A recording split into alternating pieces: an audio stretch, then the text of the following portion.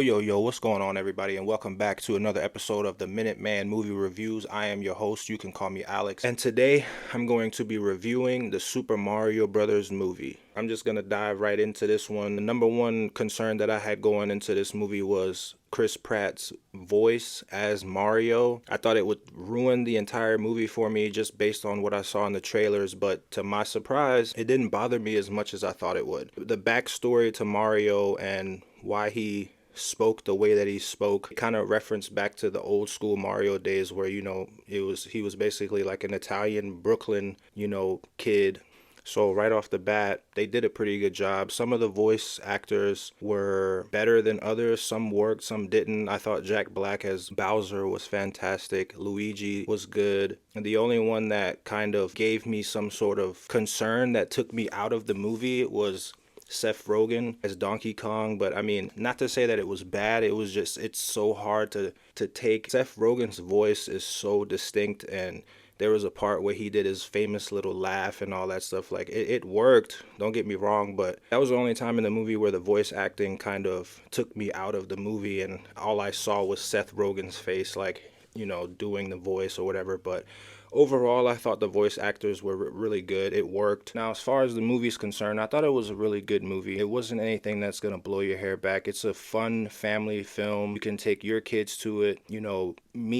I'm 35. For me, it was all nostalgic based. There was a lot of hidden Easter eggs in this movie. If you go see it, make sure you pay attention to everything that's in the background. One of the opening scenes in the restaurant, in the background, they had pictures of Mike Tyson's Punch-Out characters and things like that. It's just little things around the area that you want to pay attention to, that they did a really good job of throwing little things in there, little nostalgic feel to it. The movie was very colorful. I think Illuminations, you can definitely see their footprint on this movie. Like, there was a little part of me at one point where I thought minions were gonna just randomly pop out and start running around. They have that distinct style, sort of like Disney and Pixar have their style, Illuminations have their style, so they definitely heavily influenced this movie in a good way. I'm not saying it was bad. The story felt a bit rushed and safe, in my opinion. There was nothing really too crazy that happened. I mean, you're just there along for the ride. I mean, nothing crazy happens. It almost felt like the video game where you're just kind of bouncing around from thing to thing, and then all of a sudden, boom, you're fighting Bowser. You know what I mean? There's not really anything crazy behind it or anything like that. You're just there. It was fun. You're having a good time.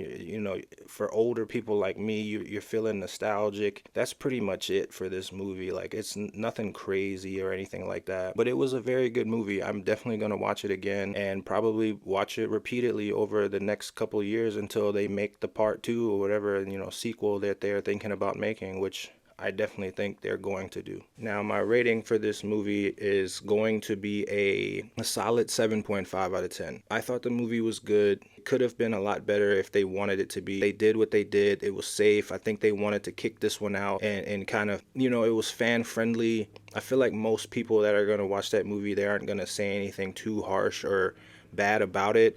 It's kind of, to me, it felt like it was one of those, like, hey, let's throw this one out there, and then part 2 is where they're really going to, kick things into high gear with Yoshi coming in, and they're going to bring in other characters and things like that. I can just feel it happening. So 7.5 is good for this one. Nothing too crazy.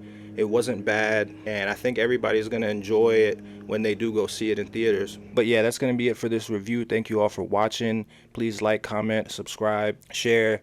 Tell your mom, tell everybody about the Minuteman Movie Reviews. I really do appreciate it. And I will catch y'all in the next review, and I will see y'all in a minute.